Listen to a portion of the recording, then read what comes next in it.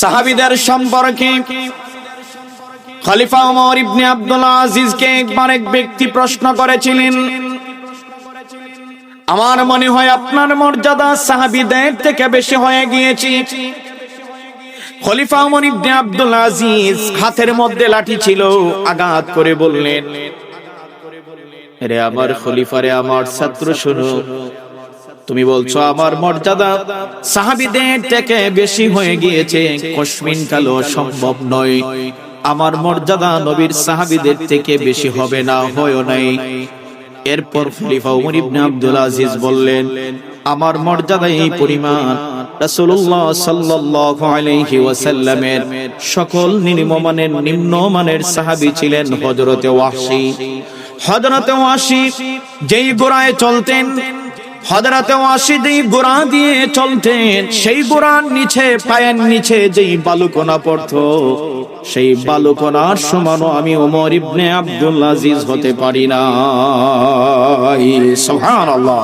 রাসূলুল্লাহর সর্বনিম্ন মানের সাহাবী হযরতে ওয়াহশী, ওয়াহশী যে গোড়ায় চলতেন, সেই গোড়ার নিচে যে বালুক পড়তো, সেই বালুকের সমানও আমি খলিফা ওমর ইবনে আব্দুল আজিজ হতে পারি নাই। ঠিক একই বাক্য উচ্চারণ করেছেন বড় পীর আব্দুল কাদের জিলানী রাহমাতুল্লাহ আলাইহি।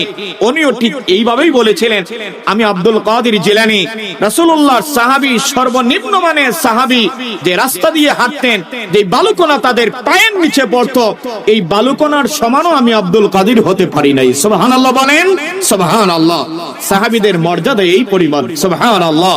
সুতরাং সাহাবীদেরকে আমরা ভালোবাসবো, মনে প্রাণে ভালোবাসবো, সাহাবীদেরকে সত্যের মাপকাঠি আমরা মানি। কি বলেন আপনারা, ঠিক না? সম্মানিত হাজিরিন, লক্ষ্য করুন, আজকে ১৫০০ বছর পরে এসে কিছু আলেম নামদারের জালেম যারা রাসূলুল্লাহর সাহাবীদেরকে দোষারোপ করতেছে, রাসূলুল্লাহর সাহাবীদেরকে কি করতেছে, দোষ দিতে চাচ্ছে। যেমন লক্ষ্য করুন, হযরত ওমর রাদিয়াল্লাহু তাআলা আনহু সম্পর্কে বলতেছে কি জানেন, কই ওমর গলত ছিলেন, ওমর নাকি খারাপ ছিলেন। নাউজুবিল্লাহ পড়বেন না, নাউজুবিল্লাহ। হ্যাঁ, খেলাফত মুলকিয়াত খুব সম্ভবত ১৬৫ পৃষ্ঠায় লিখে দিয়েছে হযরত ওমর গলত ছিলেন, মানে খারাপ ছিলেন। নাউজুবিল্লাহ পড়বেন না, নাউজুবিল্লাহ। হযরত ওসমান সম্পর্কে বলতেছে, হযরত ওসমান ছিলেন স্বজনপ্রীতি বেশি করতেন, ওনারা যত আত্মীয় স্বজন ছিল তাদেরকে বড় বড় পদ পদবি দিয়ে দিয়েছেন।